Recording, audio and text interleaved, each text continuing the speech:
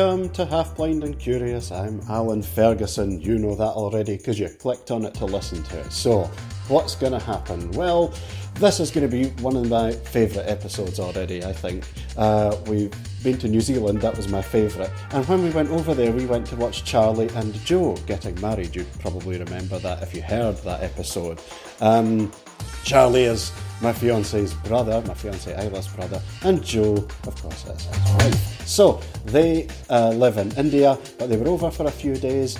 Then we decided, what are we going to do? How can we spend some time? And we went to the National Museum of Flight. And if you listened to the last episode we did from there, we went around Concorde. And Concorde was exciting, that supersonic jet manufactured by the French and British jointly. Well, this time we've got a friend of ours who works there giving us a tour. So Robin is going to help us around. He's going to tell us what's in the military hangar first of all, and then he's going to explain the civil aviation hangar. I'm really excited to share this with you. So much geekery, so much raw power, and also just so much massive fun. Well, enjoy. I'll see you on the other side of this lot of recordings. It's going to take about an hour or so, but hey, it's an hour well spent. So, see you soon.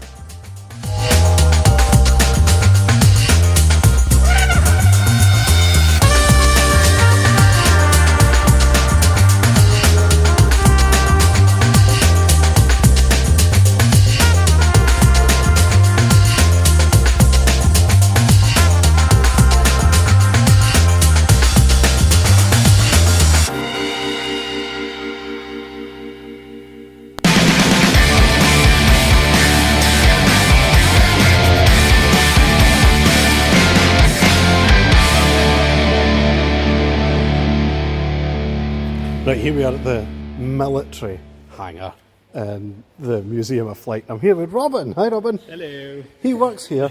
He also happens to be together with a friend of ours. So that's how we got to know.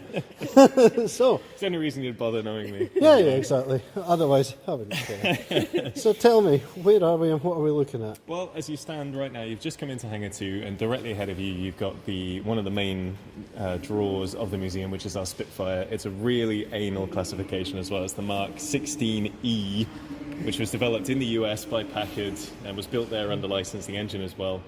But people still like to come in and see it because it is still a Spit, even though it was built in the States. Right underneath it, you've got the Rolls-Royce Merlin that came out of it, still nice and shiny, and we've done the cutaway for it so that people can see the interior workings. And right next door to that, you've got the Daimler-Benz engine, one of the two that came out of Rudolf Hess's crashed ME-110 when he crashed it in Scotland in 1940. Rudolf Hess being one of Hitler's Deputy Führer at that point, was, but they very quickly wrote him off as crazy. Did. And he ended up in a concentration camp. Oh no, as a prisoner of war camp. Sorry. Yeah, and then he killed himself before the Nuremberg trials could.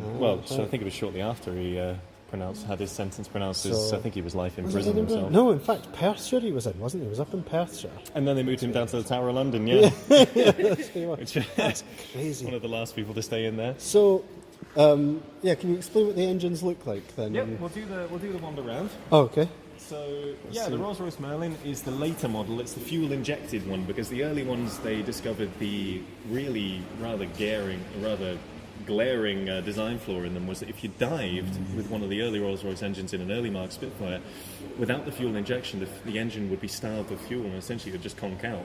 The Germans cottoned onto this very, very quickly and realised if you were being tailed by a Spitfire, go into a very steep dive and the pilot often wouldn't try and chase you because he realised he'd be without an engine if he did. Oh, yeah, I can see that would be a problem. That one looks beautiful. We've got it all nice and polished, lots of chrome, lots of paint, but the Daimler-Benz looks a lot poorlier. It's, it very apparently came out of an aircraft that crashed. Why they left it that way, I don't know. But I suppose just to preserve the story. I mean, you could have gone through a major restoration effort to try and get it done, but to be honest, it's pretty knackered. I mean, it would take a lot of work. We've actually, interestingly, got it flipped upside down. The pistons are down here. You can see the difference between the piston heads on the Merlin compared to where they actually live in this housing down here. Yes. I don't know why we've got it upside down. I think it's purely just because the serial numbers then are the right way up and people won't be asking, oh, why is it upside down? But because we're not planning to crack that one open, it just keeps it all together, I think. I'd hate to think what the inside of that's like, judging by the outside. But yeah, do you want to do the walk around the rest of the hangar, Phil? Yeah, if you're up for describing it. We'll just round to your left. Okay. So on the left-hand side of the entrance, you've got the Bristol Bolingbroke, which is the Bristol Blenheim. Technically, it's like a Mark IV Bristol Blenheim, but it was built under license by the Canadians. So over there, it was known as the Bolingbroke. We've got it painted up in yellow because it was a training aircraft, and so it's like the very extreme version of L plates on your car when you paint it bright yellow, so people can't miss you. But that was a major reconstruction job that we did about 4 or 5 years ago now by the conservators, because basically it was in bits when we got it, and we had to put it all back together. Would you like to explain to people when this aircraft was flying? Absolutely. It was first conceived of in the late 1930s as like a high-speed fighter aircraft, a heavy fighter, basically. But by the time of the Second World War, it was pretty much outclassed in speed and climb and everything by all the aircraft it was supposed to fight. So they retooled it with this sort of mark and later ones as more of a fighter bomber, using a bit more speed, carrying a lesser bomb load, but getting there and back a bit quicker and with a bit more precision. So they added this great big chunky nose onto the end of it, where you'd put your bombardier and an observer, but they came across the bit of an oversight. If you come around this side, you'll be able to see it better. Is that with that honking great nose on the end of it, the pilot actually couldn't see out the front of the aircraft. Oh, no. So they've done this sort of weird botch nose job thing with it, where half of that forward thing has been curved away in front of the pilot's position, so he actually has a bit of forward view. Oh dear. Yeah, so oversight of the century, but never mind. So yeah, it's sort of limited service mainly in the desert in North Africa and over Italy, because there it was up against aircraft where it had a bit more of a fighting chance, but over Europe they really didn't bother with it after the early Makes days. sense. Yeah, because the Germans Messerschmitt and and exactly. Stukas and stuff. And, no point. And perfectly exemplified at how far behind it was with the aircraft we got next to it, the 163, which is the rocket-powered interceptor the Germans developed in 1943 and 44, but only really saw action in 1945. That is wickedly fast. Yeah. This one was actually captured intact in 1945. It was the only one that was ever flown by anyone who wasn't in the Luftwaffe. This one was flown by Eric Brown, the noted test pilot, an all-round sort of balls of steel, badass test pilot. He was a real legend. Died a couple of years ago, bless him. He used to be up here quite a lot. I wish I'd had the chance to meet him. But basically, it's a swept-wing, rocket-powered interceptor. It's amazingly fast, but it's a really half-baked idea because you've only got 8 minutes of fuel. Yeah. It's a very small aircraft. So that entire cockpit area, pretty much the entire of the fuselage is one big fuel tank. So you're sat on top of that the whole It's a time. death trap. And basically Yeah. riding an explosion all the way up to the altitude of the bomber It's like a streams. kid's toy, not a real It's a plane. dinky looking thing, yeah. It's already... Such a wee propeller. The prop on the front, yeah, it's not for anything to do with flying the aircraft. It's purely, it drives a dynamo on the inside that gives you electrical and hydraulic power. So while you're going along, that turns and that gives you the power you need. And that way it doesn't need an auxiliary power unit and you can save all your space for fuel. But no, as Alan said, it's an absolute death trap. it's like- The loss ratio to kill ratio was 16 kills to 10 losses, which is lousy for a combat aircraft. It's the kind of thing you would, if you were going to do a cartoon about World War II and you had a maniacal dictator invent an aircraft, Oh, it would look that's like what you would come up It with. really is daft. I mean, you've got just enough fuel to climb to altitude of the bomber stream, and basically you'd rocket up there as fast as you could. You'd be just above them as they came over. You'd do a couple of sweeping passes at very high speed, and then you'd be out of fuel, and you'd have to glide back to base. The undercarriage you see on the bottom is actually detached on takeoff, so you don't even have wheels to land on. You land on the skid that makes up that spine of the aircraft on the bottom. So many scenarios for flying the plane you would come a cropper. If you were shot at, you'd blow up and die. If you landed too hard, you'd blow up and die. If the fuel mixture, the two separate liquid fuels, hydrogen peroxide and hydrazine, mix in inappropriate amounts in the combustion chamber, you'd blow up and die. The Allies cut them on very quickly that they didn't have a hope in hell of catching it while it was powered and in flight, so they just hang around over the airfield waiting for it to come back, and then they pick them off at the end. So a real half-baked idea, but it influenced a lot of post-war jet design. I mean, you've got the swept wing, you've got the much more streamlined shape, but thankfully they did away with the skid arrangement. But yeah, right next door to it, you've got the Gloucester Meteor, which was Britain's first jet fighter. Fly, yeah. So this one was, everyone likes to say, oh yeah, the Germans got there first, but it was only a month later that Britain introduced the Meteor, so we weren't that far behind. Although admittedly, the Meteor is a much sort of more clunky 30s design in terms of planes. They're still not quite up to the same level of aerodynamics and streamlining as the Germans were. I mean, you've got the 2 engine nacelles instead of having the engines buried, and it's basically just a much clunkier square wing. It's not a swept wing. Did it have the advantage of people being able to survive having flown it? More than the 163 for sure, but there was a bit of a problem with the Meteor as well, is that because the engines are actually stretched too far out away from the main fuselage, so your centre of thrust, if one of those engine fails, it suddenly goes all the way over to one side, and your barrel roll over and plummet to the ground. So that was one of the problems with the main early engines, but then they got the later ones into it and it was a lot more reliable. And it did do decent service until it met up with the one right next to it, the MiG-15 over Korea. And it very quickly became apparent that the Soviets had stolen a march in aircraft design, and we were way, way behind, and we had to buy up the F-86 Sabre from the Americans as quickly as we could to get that to Korea. That's a more famous aircraft. Can I get you to explain that in more detail as to what it looks like, what it is? The MiG is a lovely silver little sports car looking thing, single engine, single pilot, lovely swept wing design. I love the early 50s jet designs because It's scary they're sitting so right retro. on top of the engine though. Like But yeah, you've got the really gaping maw at the front, which is the main air intake.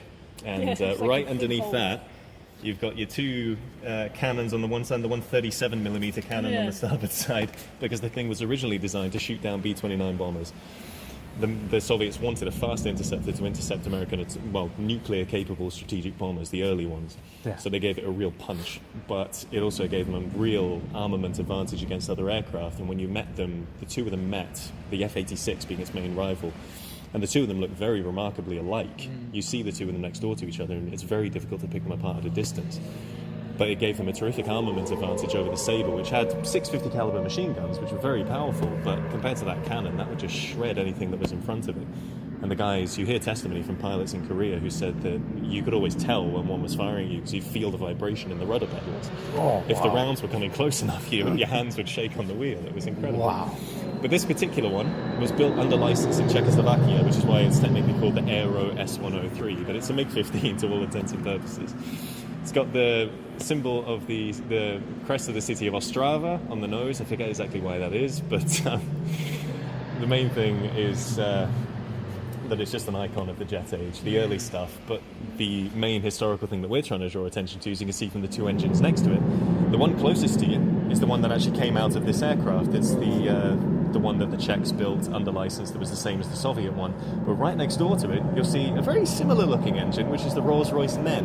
Whoa. Because in 1949 we were stupid enough to sell that engine design to the Soviets under license. Oh, no. Irritated everyone in Western Europe by doing it. And the Soviets were told, now you can't put it in military aircraft, but of course they didn't listen. Yeah. They built it under license, put it in the MiG-15, and turned what was a fairly okay aircraft into a very, very fast aircraft that gave them the edge in quite a lot of dogfighting situations in the early Cold War. So, not Britain's finest hour, but never mind. If you carry along, you've got another first for Britain. This is the cockpit section of the English Electric Canberra, which is Britain's first jet bomber. Oh, yeah. And our first jet-capable tactical nuclear strike aircraft. Called the Canberra because, in homage to Australia, who was the first country to want to buy it when we opened it up to foreign buyers, and the Commonwealth nations being the first, Australia the very first. But this particular one it's the reason it's got the record-breaking Canberra painted on the nose is because you've got this particular one broke the transatlantic crossing record. Oh, nice. From Northern Ireland to Newfoundland, I think in the early 50s. I think exactly which date it's marked on the thing.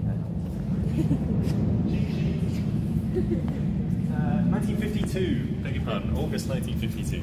So set a transatlantic record of about 4.5 hours. That is so cool, because Canberras and a bunch of other stuff, they were always trying for these records, and Vulcans were doing it as well. They were all trying, the air bridge to Cape Town and all these kind of strange British kind of imperial records that they were all trying to break. And the fun one that I only recently learned about was one that they actually did out to Stalingrad, of all places, in the early 50s. They had a Canberra laden down with cameras go out to photograph one of the Soviets' new fighter plants. Basically, they sent them out there on a long endurance flight at high altitude, trying to avoid all the Soviet interceptors. They did take a shot at one point and were heavily damaged, but they managed to fly on anyway and make it all the way to the landing point. I think it was in Iran. So basically a long-range reconnaissance mission that I'd never heard of until then. But yeah, if we carry on down. Okay, let's hope this is still going to be able to hear us. So, yep. It's Over on the the lightning noise. at the moment, so it should be almost done. So yeah, if I'll talk loudly to get over the sound of jet engines, There you go. which is now on the left-hand side, you've got the Harrier. Now, this is the Yeah. oldest Harrier that's still in existence. It was built in 1966. Not the earliest model, but of like the later production variants. Once they'd gone into production, we kept this one as a test bed for future development. So it hasn't got any armament, it never saw combat, but the engine for it is sat right there next to it, the Rolls-Royce Pegasus. Now, the Harrier is worth explaining for people who don't know why the Harrier is special and is a worthwhile aircraft to have here. It's an icon, but for sure it needs explaining. Vertical takeoff and landing, the really successful one, the first one that ever really managed to do it well. The Soviets had a version, but this one always knocked it out of the park. You've got the 4 nozzles on the engine, which you can see here on there, and on the aircraft you've got the 2 nozzles on either side. They rotate, allowing you to take off vertically like a helicopter, but then to fly along regularly, and you transition as you're hovering to a level flight. And it's an incredibly powerful engine. You get 12,000 pounds of thrust out of the Rolls-Royce Pegasus. But single-seater, most famous for its involvement with the Royal Navy, and of course most notably in that for its involvement in the Falklands conflict in 1982. It was the only one we could take with us because we only had the 2 aircraft carriers available to us, and by that point we'd done away with the fleet carriers in the Defence White Paper of the late 1970s. Don't get me started on that. So we only had the smaller commando carriers, as they came to be known. We had HMS Hermes and HMS Illustrious go down to the Falklands along with HMS Invincible. And basically the Harrier was the only one that was capable of operating off that. And the Navy used it in the way that they referred to as STOVL, which was short takeoff, vertical landing. So basically you've got the great big ski jump on Royal Navy aircraft carriers. That still exists on the new ones. I was going to say, I was just about to say that. The F-35B is going to use Yep. exactly the same. So you can take off with a heavier load, and you can take off with a full fuel load, which you can't do vertically because then you're just carrying too much weight and you burn so much fuel to get off the ground, it doesn't make it worth it. But that way you can take off with a heavy load, and then you drop all that off, you burn all your fuel, and then by the time you come back, you're empty. You can land, pull over by the side of the carrier, and then hover over and plonk yourself down on the deck. It works very well, and the Falklands, I mean, it really made the Harrier's name. Yeah, it did. It made it an icon. The Harrier with the Sidewinder missile Yeah. destruction Yeah. was horrendous. So yeah, Referred to as La Muerte Negra by the Argentinians, Yeah. the Black Death. not surprised. Yeah. So yeah, cool aircraft. Very, What a very really cool thing to have. Another icon of the Cold War is right next to it. In fact, you've got the English Electric Lightning, Oh wow! which is one of the I'm fastest getting ones the so RAF has ever excited. used. It was our supersonic interceptor for the bulk of the second Cold War, the period from like the 70s through to the 80s. Supersonic, an incredibly sort of simplistic design. One massive great air intake at the front, 2 engines on top of each other, basically producing a hell of a lot of thrust, and the 2 Rolls-Royce Avons, one of which we've got at the end there just next to it for you to have a look at. But we also introduced several new things to it. Fire-streak air-to-air missiles and the inbuilt Ferranti radar system, which allowed them to basically do a lot of forward-looking at very great distances. It's especially useful when you're doing what this thing was designed for, which is to intercept nuclear-capable Soviet bombers over the North Sea before they have a chance to nuke the UK. Yeah. But it was used as the Quick Reaction Alert, the QRA, from RAF Lucas in Fife for decades, and it became a mainstay of the Cold War, an absolute icon. And I remember being in King's Barns in Fife in the early 90s, early 90s, and hearing them roar above the trees. Because we were on holiday. I mean, I would have been about 7. So it'd been 1990 or 91.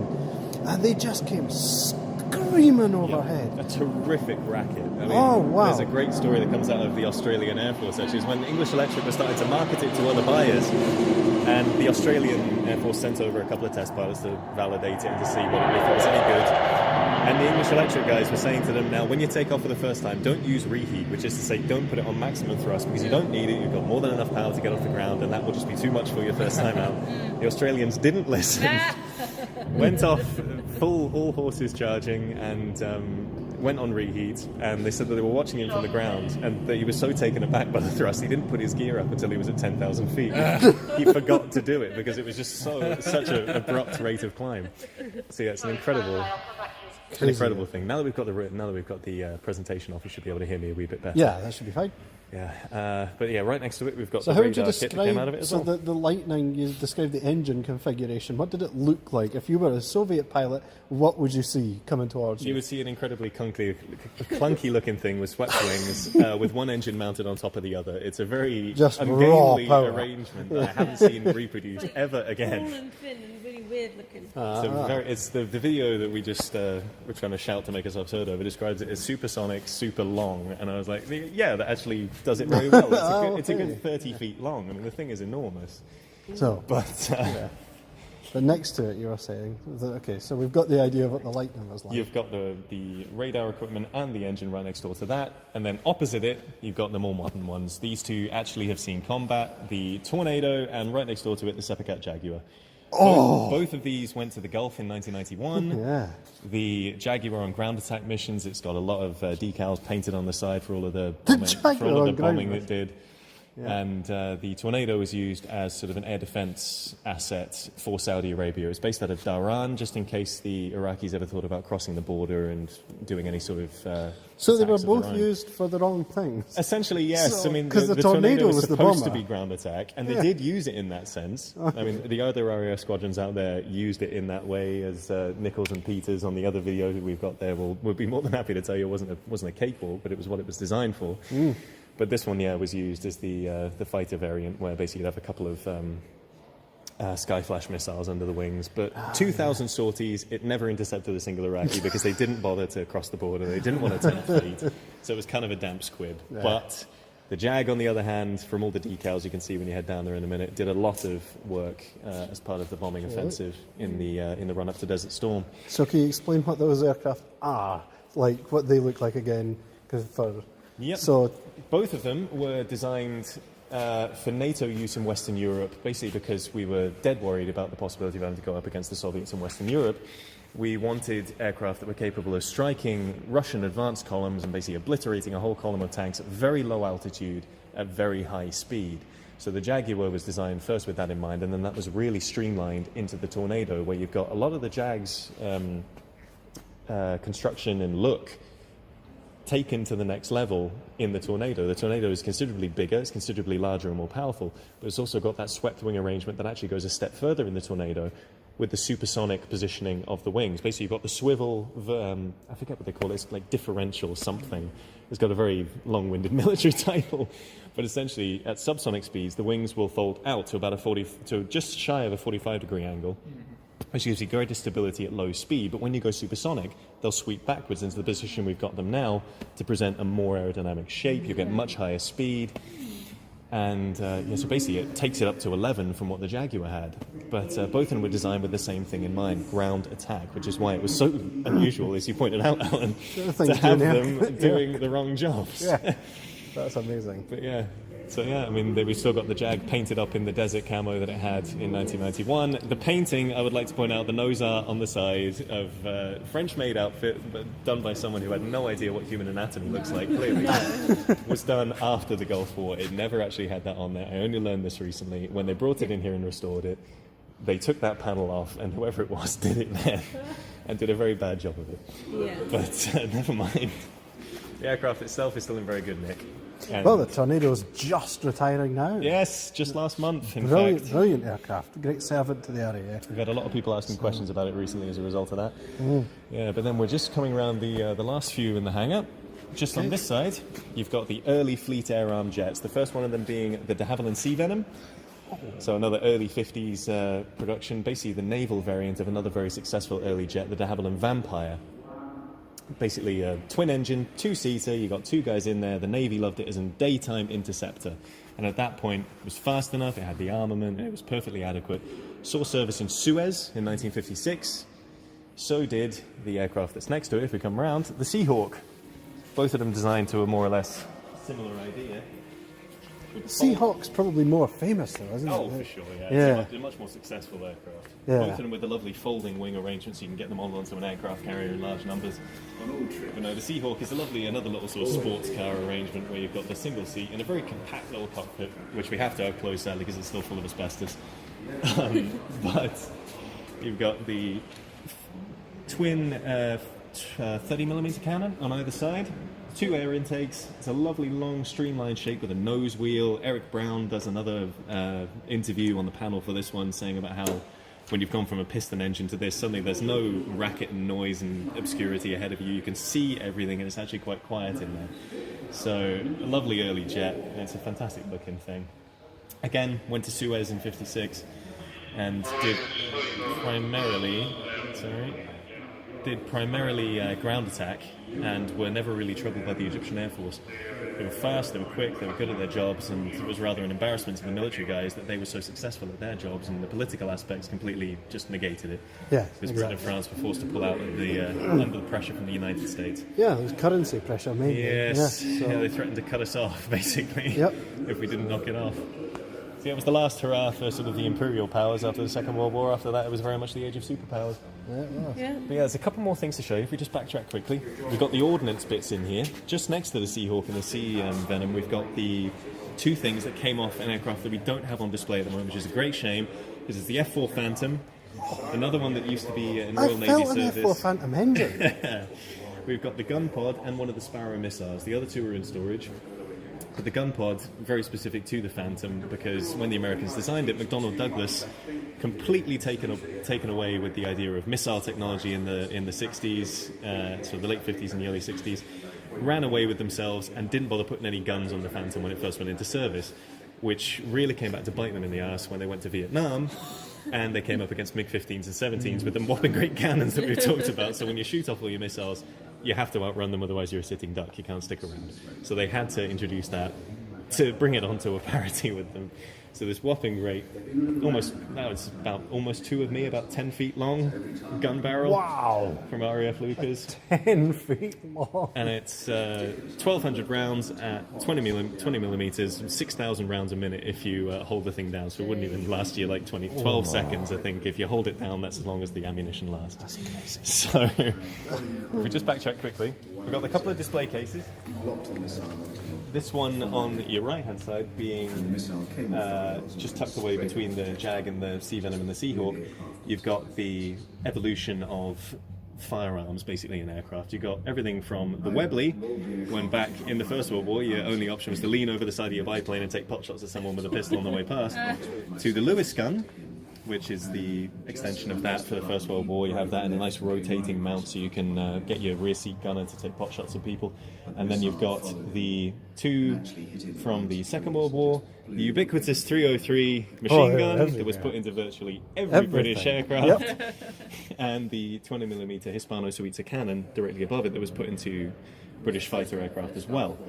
Most notably the Spitfire, and the later models of the Hurricane as well when they used it for ground attack.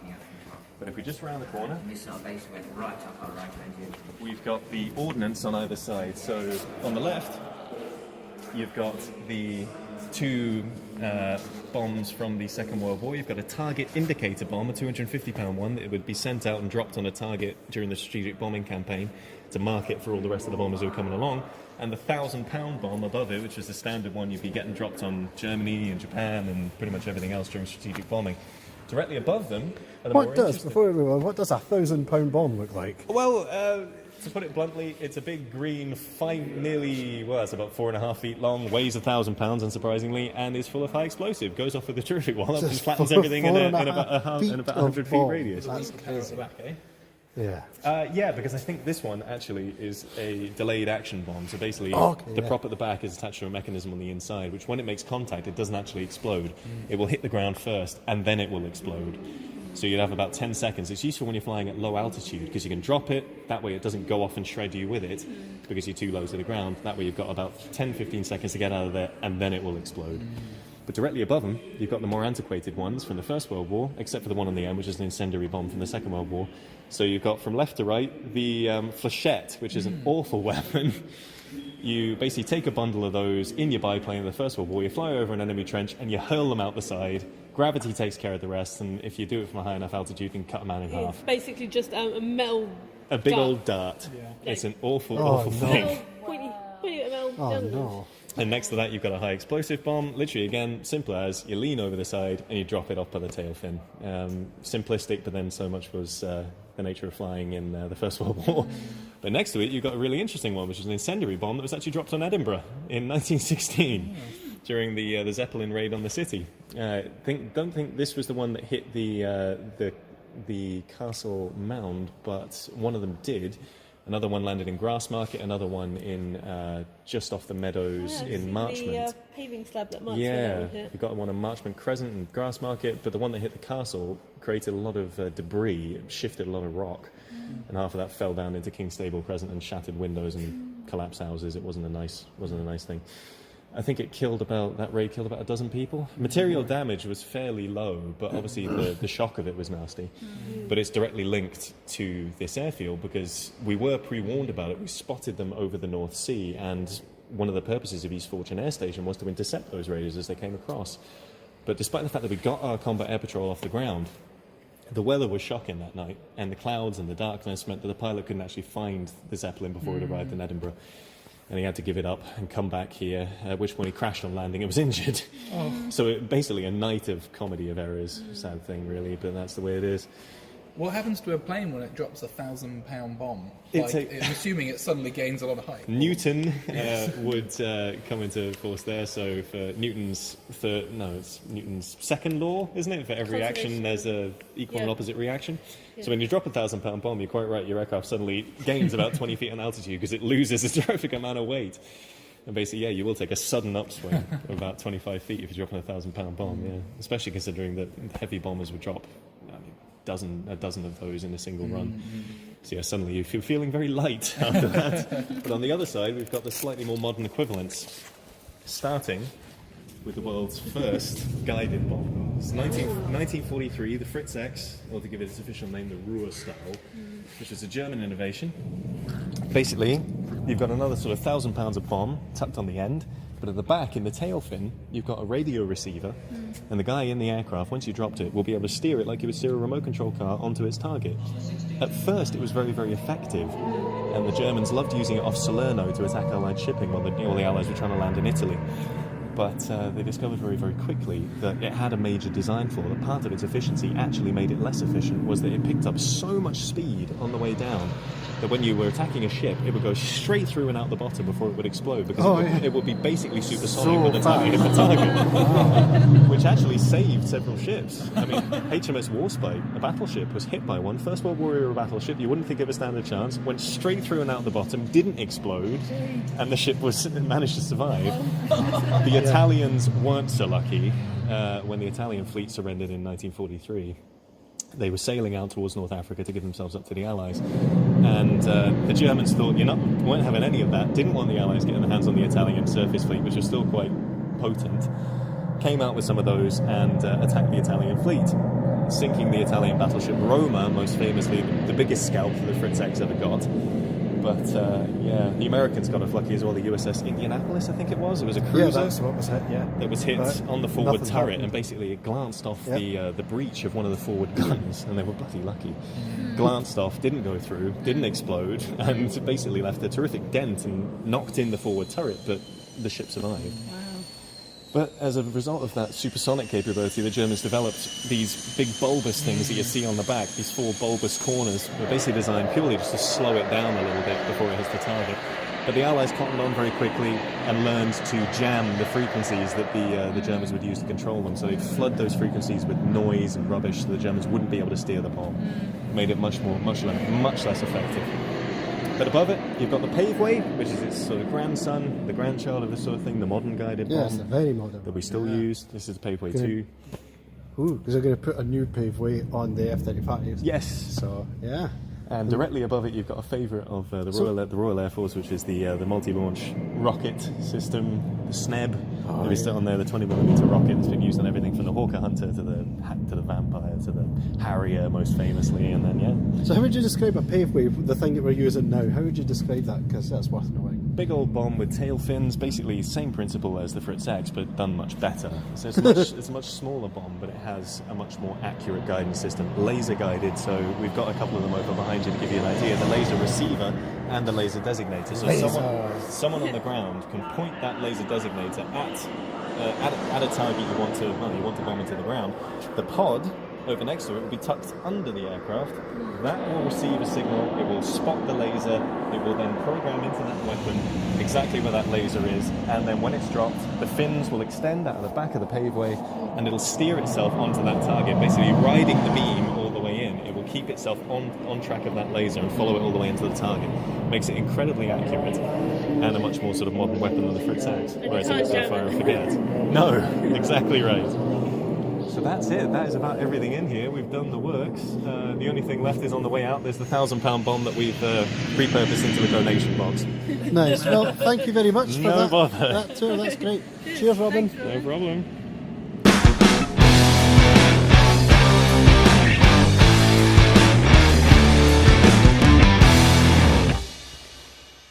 Back at the National Museum of Flight, we're in the Civil Aviation hangar, and once again we've got Robin, who's going to give us a tour of this place. Morning, Robin. Hello. It's always morning.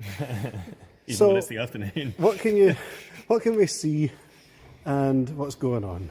Right, so as you already pointed out, this hangar is geared all towards civil aviation. We've got it divvied up into 3 sections: connecting communities, flying for fun, and aerial photography. I just had a quick look over my shoulder to double check the name of that section. Basically, all of the aircraft in here have something to do with a very intimate connection with Scotland. Now, for some, that's a very, very obvious one, like the one over behind you, the Britten-Norman Islander. There was the Scottish Ambulance Service one to and from the remote islands. We'll go over that in a minute. Or you've got some of the other ones that either operated from here or were built by Scots. So it's all very, very different. We'll go through it all, but there's a lot more in here than the civil aviation hangars. We'll try and make it a bit more swift than last time. Oh, okay. Thankfully, I know less about the ones in here, so it should be a bit quicker. Right, you We'll start with the most obvious one. We'll start with the Twin Pioneer, the Scottish Aviation. You won't be able to miss it. As soon as you come in the door, it's a honking great thing with a massive wingspan, and it's decidedly chunky looking in appearance. 3 tails and... colour is it? It's 3-tone. You've got silver on the bottom with the red band around the middle and the white on top, the colours of Scots Aviation. Oh, yeah. Flight 1, not Scots Aviation. Scots Aviation was the company that built it. Flight 1 was the last one to own it, so we left it in their colours. Basically, designed in the late 1950s by the company that was founded by the 2 Scots who flew over Everest in 1933, Clydesdale and McIntyre. So it has a proud Scots heritage, is why it has pride of place in here. And basically, that massive great wingspan of a good, well, I don't think we've got it listed, but an estimation of about, it's a good 35, almost 40 feet, with 2 massive great engines mounted under the wings. Gives it a tremendous amount of lift and a tremendous amount of power, and basically for that they loved it for short takeoffs and landings, so it did a lot of its service in places in the Far East where you had dirt strips and runways and all that sort of stuff, in just a tiny little grass strip in the middle of the jungle or something like that. But it found its real calling doing aerial photography, because it has a tremendously slow stalling speed. You can just chug along quite happily, not stalling, taking very detailed photographs at low altitude. So they loved it for that. And it was, as I mentioned, built in Scotland. It was built in Prestwick, actually. So the company operated out of there for ages. They fixed Hurricanes as one of the subsidiary contractors for the RAF during the Battle of Britain. They fixed up damaged aircraft. But this was their main post-war export. It wasn't a massively successful company, but it did its bit. And if we head over to the opposite side away from it, we've got the incredibly garish Scottish Ambulance Service Britten-Norman Islander. Twin-engined, little thing. Crew and passengers of only about sort of half a dozen plus 2 crew, so it's a little short-haul hopper. We've got it repainted in the colours of the Scottish Ambulance Service because that is what they're most famous for in Scotland, although this particular one was used to train parachutists in Germany, but retired in the 1970s because of severe metal fatigue is what it's quoted in the paperwork, and you can see why. Half the latches on the engine cowling are coming off. The main join between the fuselage and the roof looks like it's falling to bits. So as rough as severe metal fatigue sounds, even that sounds like a euphemism. It really is. Oh, no. But it's a lovely little thing, and the story we've got for it is when it was running around between sort of Kirkwall and Orkney for about 25 years, you had about, I think it was 22 babies, I think we've got it listed. Wow. Not on there, sorry, not on the actual thing, but I think in like the 25, 27 years it was running, they had 22 babies born in the air on these things on the way back from the island to the hospital. Would you put as the place of birth on there? Well, actually, one of the ladies on this particular video that you're going to now, hang on, 22, I was exactly right. There you go, from 1967 to 2006, so actually a wee bit longer than I thought. Basically, the woman on this particular video, what's her name? It was Margaret Morgan and Belle Spence. That was, I forget which one's the nurse and which one's the expectant mother. But either way, she said that they wrote on the death certificate, God, that's a bit morbid, on the birth certificate that she was born over Walsay Island in the air and all that stuff. They had to do it. It was far too unique not to. Yeah. But no, once you get like the midwife and the assistant and the mother and the woman in labour and potential husband, spouse, whatever, in the back, you haven't got any room to swing a cat in there, much less have a baby. So I can't imagine what it was like. But either way, it's in with us today, and the other little tribute from the islands is right next to it, the old fire engine from Barra Airport, which Sarah would love, just down the road from her. Hello, Sarah.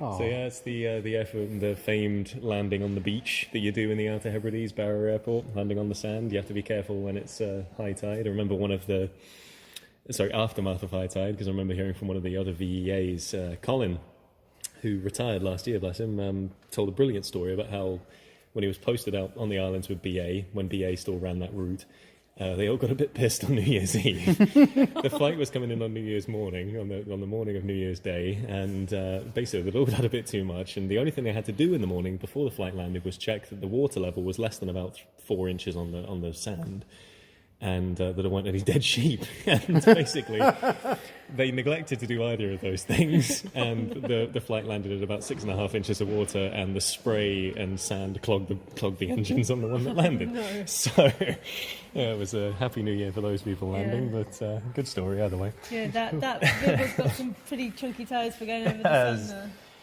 Yeah, it's a Thunderbirds-esque looking thing. Terrific distance off the ground. All the kids who come in and go, "Oh, look, a fire engine!" Their dads have to pick them up and put them right over their shoulders to see into the cab. It's my eye level is barely into the cab, so to give you an idea, that's about 6.5 feet off the ground. It's a big thing. But if we carry on round, you've got the 2 twin-engined civilian transports that used to do the run between northern Scotland and Norway. Specifically Stavanger. I mean, on the left, you've got the Beach E18. That used to do the run from Edinburgh up to Aberdeen and then across to Stavanger. Not a massive complement of people on board. Fairly cheap and cheerful. It's not a massively complex plane. If we just come over here a bit, because the video is about to start and you've got your hand out. We did have a lady in a couple of weeks ago saying that before they went on that to Stavanger, the pilots got them off, weighed all their baggage intensely, and then even weighed them, which put them in and basically sat them in the place where they were going to trim it out the best. Which didn't fill them with a great deal of confidence, but those were the days. And then right next door to it, you've got another lovely one from de Havilland, which is the de Havilland Dove. It was dreamed up in 1942 as part of the Brabazon Commission, which was basically in the height of war. British civil aviation industry gets together and saying, well, what's going to be needed after the war? And this is one of the designs they came up with. Seats around about sort of half a dozen people in the back. Some designs can fit, I think it's about 10 or 11. Plus you've got the 2 flight crew up the top. But it's a small scale thing. It's very much a design from the 1940s. It was very quickly overhauled by things that came along afterwards, like the Comet and the 707, and like the beginning of the jet age and all that stuff. Well, you could actually take lots and lots of people. Exactly. Yeah. But it still did the short haul runs, did a lot of hopping around between the islands, same thing. And it's a lovely little thing, but it's one of the ones in here that is actually the most dangerous. It's the reason we've got the... It's the kind of thing a committee would, doesn't it? It is. Yeah. But the reason we've got the back hatch completely not just locked but bolted, you can't even access the handle, is because it's still full of phosphorescent paint and asbestos. Oh, yeah. So it's the main problem that comes when you preserve historic aircraft, particularly from this time period, is that they painted all of the dials with phosphorescent paints because they glow in the dark, which is great, but it's also incredibly toxic. So you spend too much time in there, you end up getting really quite sick. The pilots must have... The guys who did their entire careers on this, I'd hate to know what the statistics are for like cancer rates and all that sort of stuff. It really would be awful. But asbestos as well, obviously, is a major fire retardant material. You use it in a lot of aircraft parts from the mid-20th century, and it's still, we've got better things now, thankfully, but we still have to keep people away. So if we carry on round, you've got one that didn't fare quite as well on its service life. It's all that's left of the fuselage of the Spartan Cruiser. Bit of a shell. It is just a brown, blackened shell with no windows, no wings, no nothing, which crash-landed in 1938 just outside Largs. It was on its way to deliver film to a cinema in Campbelltown, of all things. Oh, no. And basically what happened was their altimeter was on the fritz, and it basically told them they were a hell of a lot higher than they actually were, and they ended up ploughing into the side of a hill. The 3 guys on board amazingly survived, and just wrenched the cockpit compass out of the dash, got their maps, and found their way to Largs. But because it was such a remote location, the fuselage was just left up there to rot. I mean, it just stayed up there for ages. You can see how people have scratched their names into it. Someone's taken a pot shot at it with a scatter gun at one point on the back. They've got all the pellet holes. People have scratched some really interesting things into it, actually. You can tell it was up there during the 1970s because Lord of the Rings was quite big at that point. Because someone scratched Elvish and Dwarvish into an area around the wings, around the window, sorry. Oh, Now, do you read both of these languages? I probably could muddle my way through, but I've never bothered to actually look up what they say. So it's probably really rude. probably, considering what I'm going to graffiti take a usually is picture like of on that. this sort of thing. But yeah, they airlifted it off in the 1970s using a Sea King helicopter and brought it down to one of the preservation societies in the lowlands, and eventually it found its way across here. But it's a nice little conversation piece. I found some dwarfish graffiti. Did you know? If we carry along straight on down, next to the Spartan, you've got the older brother of the first plane I ever flew in. I first flew in the de Havilland Dragon Rapide. This is this older brother of the de Havilland Dragon. One of the several in here, which is just wood, canvas, and the occasional bit of glass. From the mid-1930s, I think specifically, if I just take a look at the cheat sheet, this particular one was built in 1942. Yeah. And basically it served the bulk of its life as part of the medical service in the Australian outback. And then after that, it was bought up by a reverend, I forget his name, what was his name? Les Nixon, that's the one who used it as part of the what he referred to as the Outback Patrol, which was a Christian community service that ran around the outback. And basically used this just to hop in and out of these little remote locations. Oh, yeah. But it's a terrifically old school thing. It is a biplane. It is a biplane passenger plane. 2 standard engines on the side. Very, very basic. It's wood, it's canvas, it's dope. And to explain what dope is, because it's quite important to the construction, essentially it's a very, very thick glue, where basically if you have a linen is the traditional material used for the older designs, you would stretch linen over a wooden or metal frame. In this case, thankfully, it is metal framed. And then you'd paste it with dope, which keeps it watertight, it keeps it from rotting, but dope is also incredibly flammable. So when you're using it, you have to be quite careful. And it stinks. It absolutely stinks to high heaven. So the guys who are using it always hated it, but it's very effective at getting the most out of a very lightweight material, and that's what you want with the early designs. They were just interested in keeping it light, so the power to weight ratio is actually perfectly sufficient for the 2 very diddy little engines we've got on either side. But it's an incredibly old school looking thing, and looking back at it now and remembering when I flew in its older brother, which was slightly more up to date, that was a metal construction. But looking back at it now, I think, knowing what I do now, I probably wouldn't dare to do it these days. But yeah. And just opposite it, you have one of the nicest ones in the collection here, which is the Avro Anson. This one wasn't built during the Second World War. This one was built in 1947. Never saw any action. It was the later variant. It's a Mark 16, I think. Correct me when we get round there. The board's on the other side. Basically, the noteworthy thing that we've tried to make the most of in its display here is that we've got about half of the upper half of the entire fuselage covering has been taken off to show the skeleton underneath, to show you just how much of this thing is made of wood.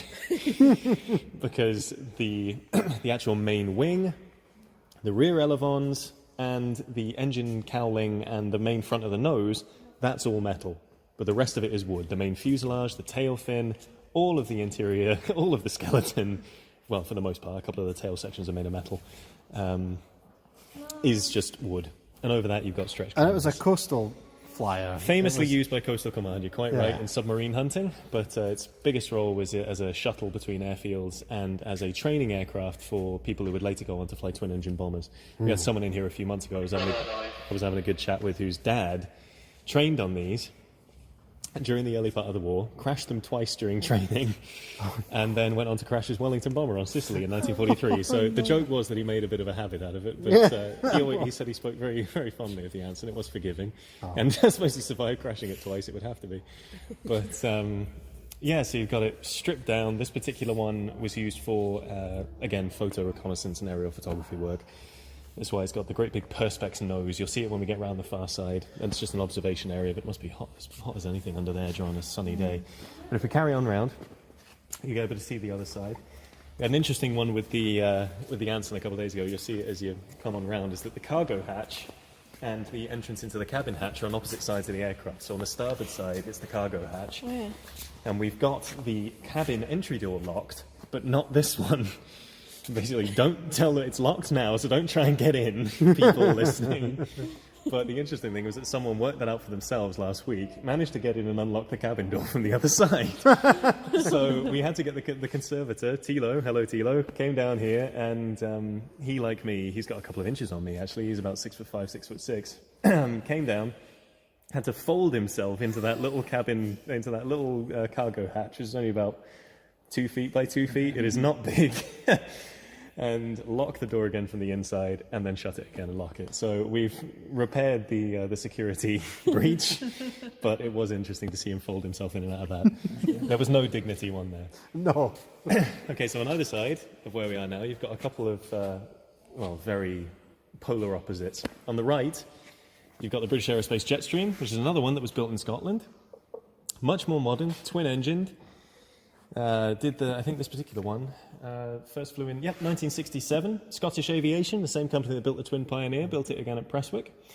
And basically it went into operation in sort of the 1970s, basically. It did the sort of major shuttle runs and things like that. Took over basically from where older aircraft like the Beech and the Havilland Dove left off, because you still need planes to do that sort of short haul run, and you can't afford to do it with a bigger one. But it's a lovely little thing, incredibly noisy. We've got a great video on the display showing just how loud this thing gets. But crew capacity of 3 plus 18 passengers, so it's perfect for those little short-haul hops. And then opposite it, you've got one that never really got off the ground, so to speak, is the Miles M18. This one was designed and marketed to the Royal Air Force, basically as a training aircraft, but it was unsuccessful. They chose another design in the end. But only 4 of these were ever made. And this one was in the Scottish Aircraft Collection Trust for a number of years.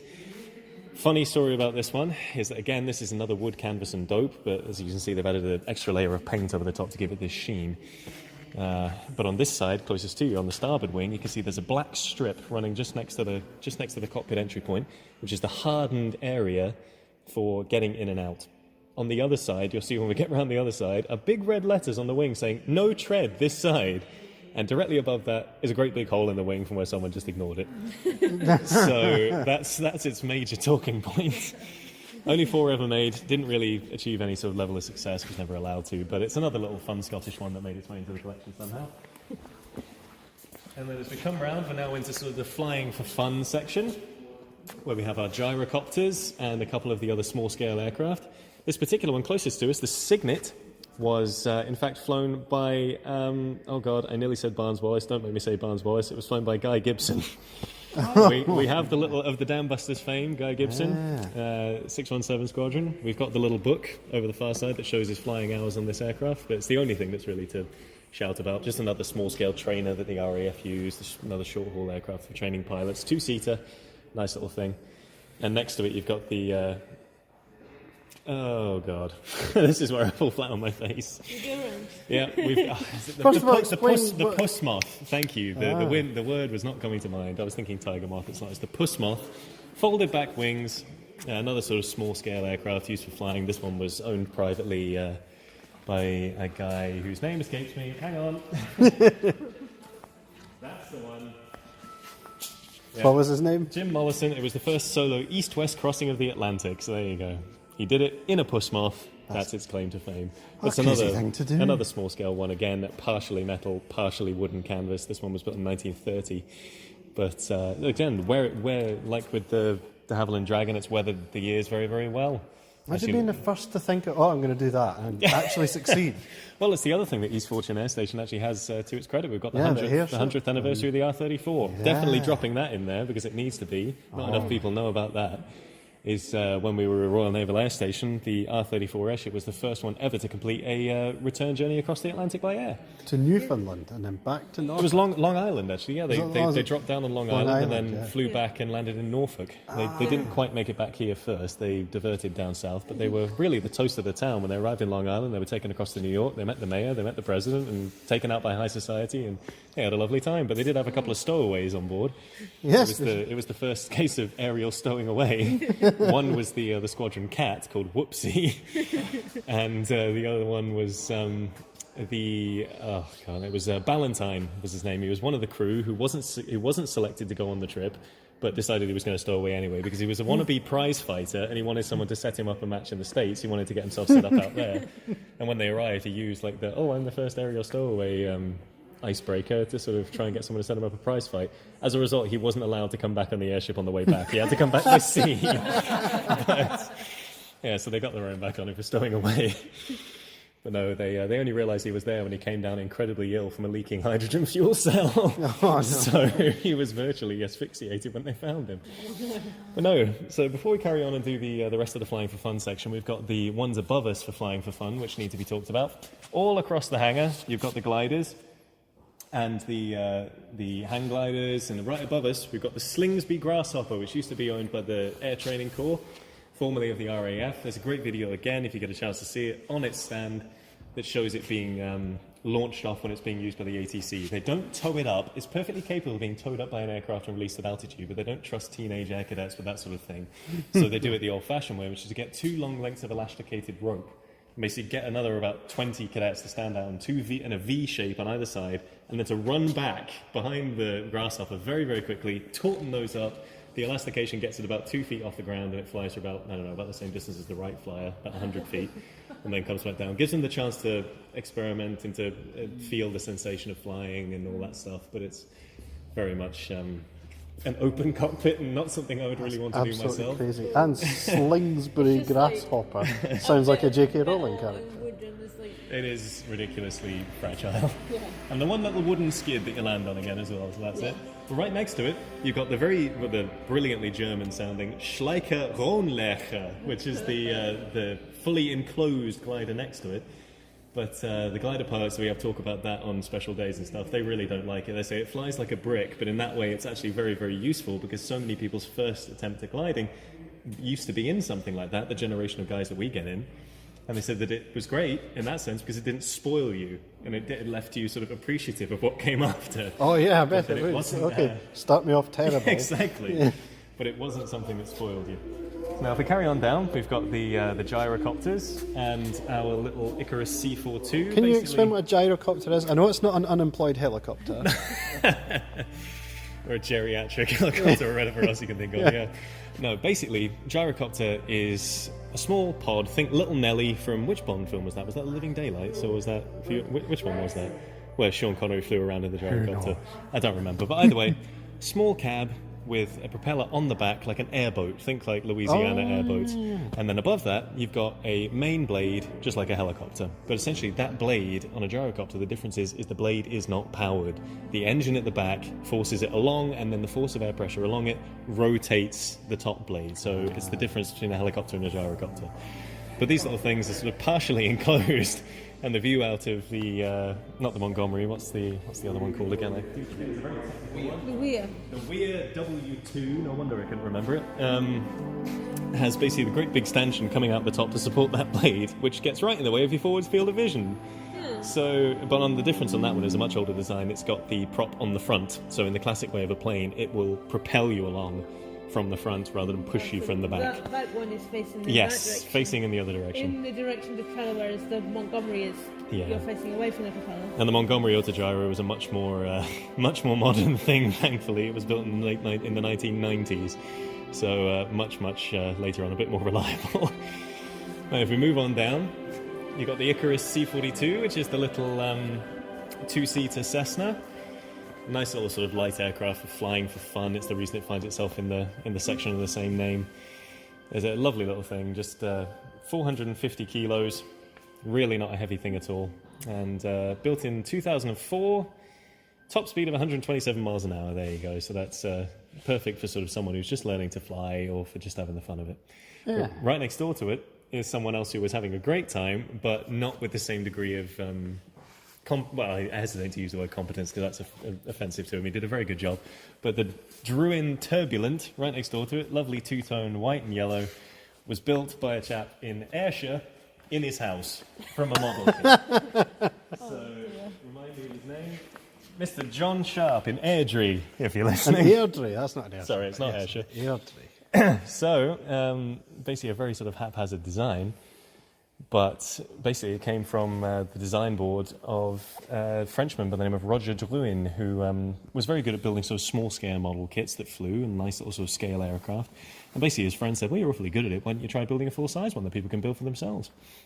So he did, and this was the result. And Mr. Sharp built it in stages in his house, and basically the main wing was stretched all the way across his landing. The kids had to duck under it when they were on their way to bed. And even once it got off the ground, it was a terrifically haphazard affair. I wouldn't have wanted to do it. He obviously had faith in his own handiwork, because the rear wheel is from a shopping trolley. The main engine is a 2-stroke from a VW, and his fuel gauge was in fact a cork with a needle in it that floated in the fuel tank. And once he lost the sight of the needle, he knew that he was running low on fuel. And various other things came up as he was flying it. He realised that he'd left too much of a gap between the control column and the centre, so there was a terrific gust of air coming right up his kilt, and so he had the genius idea of stuffing that hole with a pair of his wife's tights. So it was very much a bit of a Heath Robinson affair. But he made it work, and has a top speed of 109 miles an hour. Not bad for something a guy built. Not bad, yeah. No, the joke that all the VEAs often make is he had a wife and kids at the end of that project. Because it certainly did impact on their lives. But no, he did a sterling job. If I ever move in together with Isla here, I think I'm going to have to start building planes. Do you want to fly them? If you built it, no, not a chance. So you just duck you under the wing of the Anson, and you're well under it now. I mean, you're right, don't worry about it. And then on your right-hand side, we've got just a wee selection of engines from the civil aircraft that we've got. We've got the main engine shed that the curator's actually given a tour around this afternoon. It's a pre-booked one, sadly. People, just random visitors can't just jump onto it, I'm afraid. But these are just a few of them. We've got another good 24 sitting around in that engine shed of jets and props and just about everything. But these ones are just a nice selection. The one on the end, the Lycoming, came out of Sheila Scott's Piper Comanche, the Myth 2, which we've got on display up in the Fantastic Flight Building, if you guys get up a chance to come and see that. That was the one that Sheila Scott took around the world. Ooh. She flew it non-stop around the world. Well, not non-stop, but circumnavigated the globe constantly for about, it took her several months. But it's just a little Piper Comanche. It served her very well, but then this engine did not serve its next owner so well because it caught fire and the aircraft crashed. So, well, the successive owner crashed Myth 2 is why it's a bit dinged up when you go and see it later. The one next to it is a de Havilland Gypsy 2 engine, and these were one of the early ones that was used in quite a few of the early de Havilland designs. This one particular was, as we've shown in the picture there, used in the flying boats, but it was also used in the de Havilland Gypsy Moth, which is another popular early 20th century design. And then next to it, you've got the Green C4. Now, this is one of the oldest engines we've got. This one is from 1909. Oh, wow. So it's a lovely looking thing. I mean, brass and metal work. It's a very pretty little thing. But it was fitted to several early British aircraft, including several triplanes. And as we've noted on the board here, by Elliot Verdon Roe, one of the first people to fly in Britain back when flying was a gentleman's affair. And just above it, we've got a prop that came off the Oster Arrow that was owned by John Rollo, who was one of the first people to have his own private aircraft and commercial pilot's license after the Second World War. So it came off his private plane. That is cool. If we just carry on down, there's just one more section about aerial photography. It's a very, very small one. When we're passing along the front of the Anson, you can see the great big bulbous Perspex nose. Yeah. Which looks a bit like a zit stuck on the front of that plane. But very functional. And you get a good view out of there. Yeah. You'd be sat up there with your camera. You'd have right another one in the close up, fuselage. Close to the glass, I guess. Exactly. If you want to get the... Certainly be for someone who's smaller than me. I mean, there's no Get a bit of vibration room. out of that. There's no room in that nose. It would not be comfortable. Not at all. No. And one thing I will say, just on a private note, is anyone who's listening who's actually going to come and visit, when you come past the front of the Anson, please don't play with the propellers, because I spend half my day putting them back to the way they're supposed to be. No, it's a perfect point to highlight the issue that causes, because as you can see underneath both the engines, we've got a nice trio of cat litter in some nice plastic trays. And the question we always get asked is, do you have a museum cat? No, it's purely because when we leave the engines in the aircraft, you have to leave them partially lubricated, because people will come along, they'll twist the props, and the shafts are obviously still in there. All the bits are still attached to something in there. If you do put them in there without lubricant, they're going to grind them all together, and it's going to make a mess. But the problem is with the older engines, they do leak. I mean, they really leak. The Gloucester Meteor we saw in Hangar 2, that is the worst offender by far. But that's a jet engine, rather embarrassingly. All the piston engines hold their water a bit better. But yeah, so that's the explanation. Rather than have a dirty great puddle on the floor, we leave cat litter down to pick it up, which is so much nicer. So if we carry on down, you got the little display case just here. on your right-hand side, showing some of the older photographic equipment that people used in things like the Twin Pioneer and the Avro Anson. And you've also got a model of the Westland PV3, which Clydesdale and McIntyre flew over Everest in 33 before they founded Scott's Aviation. So that's it. It's a clunky-looking biplane and lots of clunky-looking cameras. Developing tanks for when you can't even wait to get back to Boots before developing your film. I don't even think they do that anymore, do they? No, I don't even think you can ever get film developed. But other photography developers are Oh, for sure. Yeah. Yeah. I just take my phone out and just push and click. There we go. Thanks very much. No, again, it's just Robin. the one last thing One that more bit? you'll have to have a look at is just Okay. the Zeiss SEG4, which is our little bit on aerial photography. The video right next door to it goes into a bit of detail about how aerial photography was used in wartime. Stereoscopic photography is the big part of this corner. If you guys want to have a look in those two stereoscopic viewers, you've got a nice view of the fourth rail bridge. Basically a challenge to see if you can pick up things that the aerial observers would have had to during the Second World War. Can you spot the storage tanks? Can you spot the Kirk? Can you spot the bridge? And all that sort of stuff. Basically, stereoscopy is a very clever little photographic trick, which was actually developed during the 19th century in the really early days of photography. Basically, you look at the same image through each eye. So basically you have two images on either side of these little sort of binocular looking things, and basically it tricks your brain into thinking you're viewing it in 3D. The way your brain interprets that information, you basically see it in 3 dimensions, which is really useful when you're trying to spot things from the air, which is what it was most famously useful during the Second World War, when you were looking for things like V2 rocket launchers, which is what we go on about, and V1s, and basically all the test sites for the German rocket program and all that sort of stuff. Makes sense. Yeah. So you'd have a Mosquito fly across doing stereoscopic photography, developing those, and they go and bomb the hell out of it. But the SEG developing machine right next to it is the part of that process is that because you're in a plane, your altitude is going to vary. You're very rarely at the same distance from the ground throughout an entire photographic run. So what that does is helps to iron out those little creases and give you one that basically looks as though you've got on it from a flat trajectory. Useful little bit of kit. Couldn't have won the war without it. Nice. That's about it. You're Good now place back to at the end. start again. Thank you very much. No bother.